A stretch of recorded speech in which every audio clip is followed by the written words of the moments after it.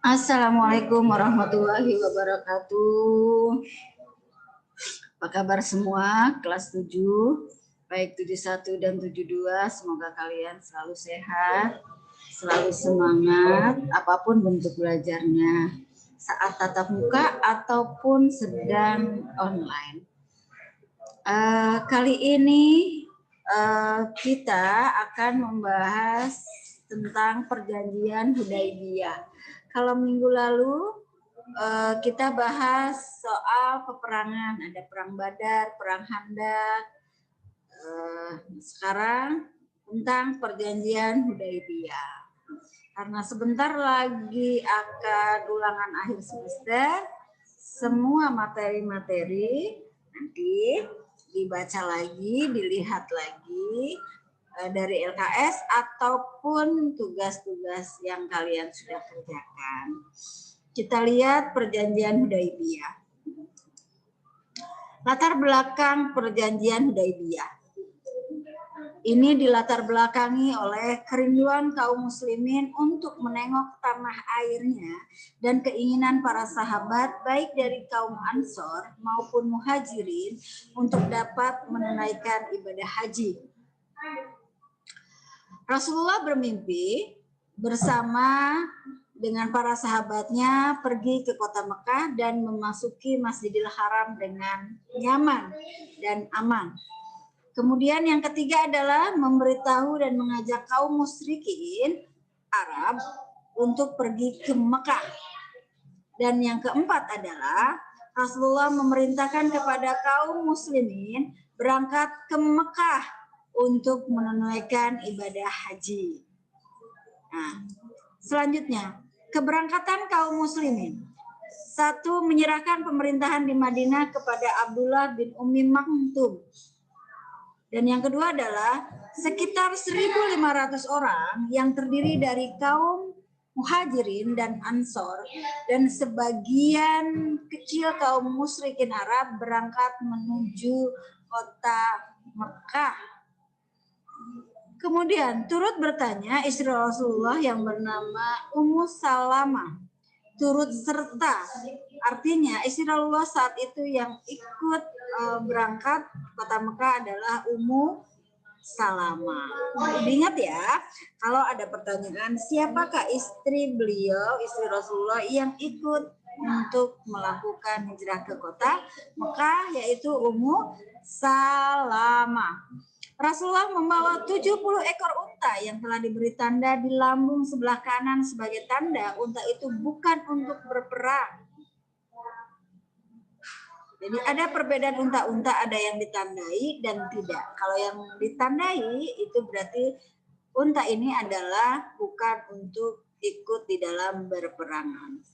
Kelima, larangan kepada kaum muslimin membawa peralatan dan perlengkapan perang kecuali sebilah pedang yang ditaruh di sarungnya. Kemudian selanjutnya adalah perjalanan ke kota Mekah. 1. Pada saat berada di Zulhulaifah, Rasulullah mengenakan pakaian ihram. Pakaian ihram. Kedua, mengutus seseorang yang bernama Bashar bin Sufyan untuk menyelidiki diam-diam kondisi di Mekah dan menetapkan informasi bahwa kaum musyrikin Quraisy telah keluar dari Mekah dan sudah sampai di Zitwa dan Qura al-Gamim. Ketiga, Rasulullah bermusyawarah dengan para sahabatnya yang akhirnya diputuskan mengalihkan jalur perjalanan untuk menghindari bentrokan fisik. Dan keempat, akhirnya kaum muslimin di sebuah tempat, setelah kaum muslimin itu sampai di sebuah tempat yang bernama Sanuyatul Miror.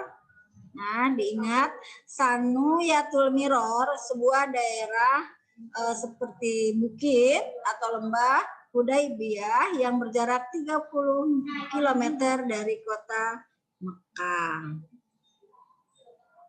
Kemudian sekarang kita lihat nama-nama utusan. Beberapa utusan Quraisy. 1. Budail bin Waroko. menjelaskan kepada pemuka Quraisy kedatangan Muhammad hendak berziarah dan menunaikan ibadah haji. Kemudian yang kedua, Mihras bin Hafs menjelaskan kepada pemuka Quraisy kedatangan Muhammad hendak berziarah, sama. Kemudian Al-Hulais bin Al-Qamah juga sama, menerangkan bahwa mengusulkan kepada pemuka Quraisy agar memperbolehkan kaum muslimin berziarah dan menunaikan ibadah haji. Artinya bukan hanya Rasulullah yang diizinkan, tapi semua pengikut Rasul saat itu. Kemudian yang keempat adalah Urwah bin Mas'ud menyarankan dan memperingatkan pemuka Quraisy bahwa mereka tidak akan mampu mengalahkan kaum muslimin. Kemudian utusan kaum muslim. Kalau tadi utusan kaum Quraisy, sekarang kaum muslimin. Ada Hirasi bin Umayyah. Di dalam perjalanan untanya, beliau ditikam oleh pengacau pihak Quraisy dan Hiras akhirnya pun tewas di tempat. Kemudian yang kedua adalah Utsman bin Affan. Pihak Quraisy tidak mengizinkan Muhammad masuk ke kota Mekah pada tahun ini karena terjadi dialog yang sangat keras dan Allah membuat Utsman tertahan selama 3 hari dan terlambat kembali ke pasukan kaum muslimin. Kemudian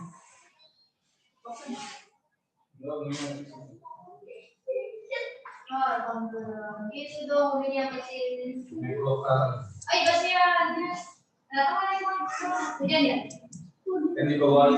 Peristiwa Baitur Ridwan. Kegelisahan Rasulullah dan kaum muslimin belum kembalinya Utsman. Rasulullah mengumpulkan sahabat, kemudian bersabda, kami tidak akan meninggalkan tempat ini sebelum kami memerangi kafir Quraisy. Rasulullah mengajak kaum muslimin untuk berbaiat di bawah pohon besar yang ada di tempat itu sebanyak 1.400 sampai 1.500 orang melakukan baiat kepada Rasulullah.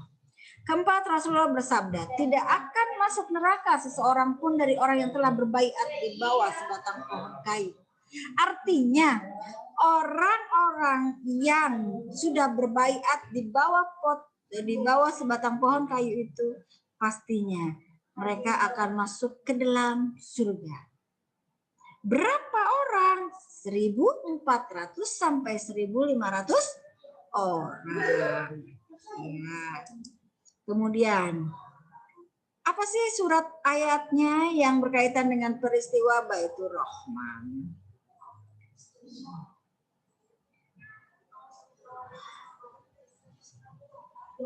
Ayat yang berkaitan dengan peristiwa Baitur Rahman berbunyi,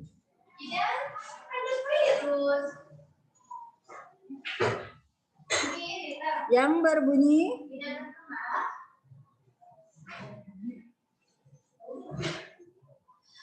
Bismillahirrahmanirrahim. Laqad radiyallahu 'anil mu'minina id yubayyunaka tahtas sajarati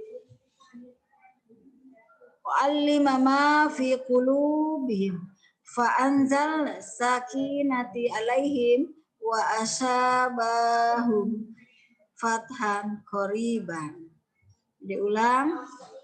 Laqad radiyallahu 'anil mu'minina id yubayyunaka tahtas sajarah qala ma fi qulubihim fa anzal sakinati 'alaihim wa asabahum fathan qariban. Sesungguhnya Allah telah ridha terhadap orang-orang mukmin ketika mereka berjanji setia kepadamu di bawah pohon. Maka Allah mengetahui apa yang ada di dalam hati mereka, lalu menurunkan ketenangan atas mereka dan memberi balasan kepada mereka dekat waktunya. Nah, peristiwa perjanjian Hudaybiyah ini. Nah, kita lihat, sesampainya informasi bahwa Rasulullah telah membaiat para sahabatnya dengan tujuan menuntut balas atas kematian Utsman bin Affan. Nah, jadi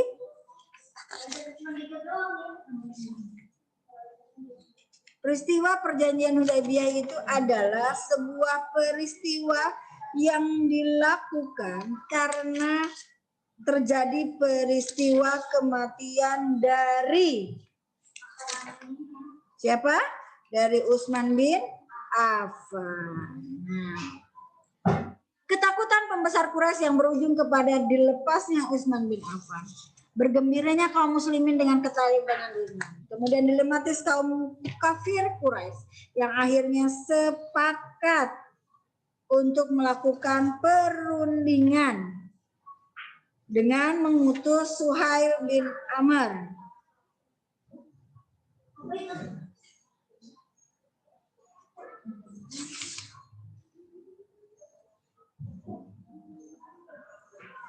Bertemu dengan Muhammad. Siapa yang ketemu dengan Muhammad? Yaitu Suhail bin Amr. Sekali lagi siapa? Suhail bin Amr.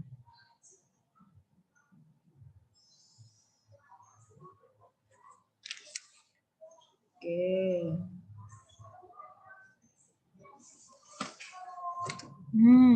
Kemudian selanjutnya perjanjian Hudaybiyah yang berbunyi, catat ya ini.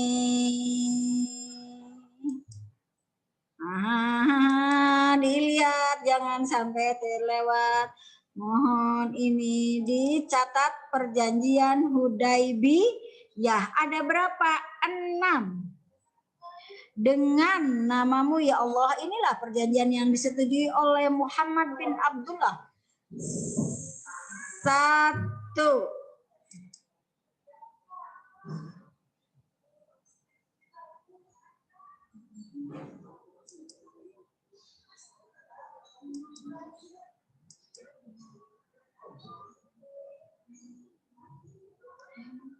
Rasulullah membatalkan Muhammad harus pulang tahun ini dan tidak boleh masuk Mekah kecuali tahun depan bersama orang-orang Muslim. Ini isinya terbalik ya. Ini dulu, baru ini ya. Bahwa barang siapa yang ingin bergabung dengan pihak Muhammad diperbolehkan dan siapapun yang ingin bergabung dengan pihak Quraisy diperbolehkan. Kemudian kejadiannya adalah pasca nasihat bijak dari istri Rasulullah. Ya Rasulullah, berilah mereka maaf yang sebanyak-banyaknya karena engkau telah menciptakan suatu pekerjaan yang besar dan berat dengan adanya perjanjian damai itu. Oke, sampai kemudian mereka pun pasti akan mengikutinya. Selanjutnya, nah, yang kira-kira menurut kalian apa sebetulnya peristiwa dari perjanjian Hudaybiyah yang bisa diambil? Apa hikmahnya? Yaitu menjalankan apa yang sudah disepakati bersama. Artinya ketika kita sudah sepakat atas sebuah kerjasama, itu yang harus kita taati. Jadi mufakatnya setelah perjanjian itu ditaati. Seperti kalian misal terjadi mufakat dengan orang tua, A, B, C, D, nah itu harus dikerjakan. Nah, ini surat dan ayatnya, peristiwa. Surat Al-Fat ayat 129. Dan kedua adalah Al-Mumtahanah 10 dan 12. Nah, ini. Yang kalian harus setor hafalannya minggu ini adalah, kalau minggu kemarin PH, kalau minggu ini adalah hafalan untuk kelas 7.1 dan 7.2. Surat Al-Mumtahanah ayat 10 dan 12. Al-Mumtahanah ayat 10 dan 12.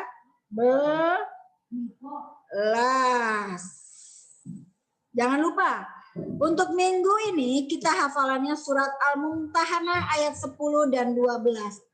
Tidak dengan artinya. Hanya ayatnya saja, sekali lagi surat Al-Mumtahanah ayat 10 dan 11. Jangan lupa untuk dihafalkan saat hari Rabu dan Kamis. Setorannya maksimal sampai hari Kamis jam 8 malam. Kemudian hikmah perjanjian Hudaybiyah. Nah, perjanjian Hudaybiyah merupakan mukadimah penaklukan kota Mekah, menampakkan perbedaan yang jelas. Oke, nah ini ya. Oke, sudah ya. Ini modal-modal kalian untuk ulangan akhir semester. Sekali lagi terima kasih. Mohon maaf kalau Ibu terlihat buru-buru atau terlalu cepat bicaranya. Tapi yang pasti kalian harus bisa jaga kesehatan. Selalu ingat pesan Ibu. 3M. Selalu memakai masker saat kalian bicara dengan lawan bicara, kemudian saat kalian bicara dengan orang lain harus bisa jaga jarak dan selalu mencuci tangan saat kalian menyentuh barang di luar rumah. Terima kasih. Assalamualaikum warahmatullahi wabarakatuh.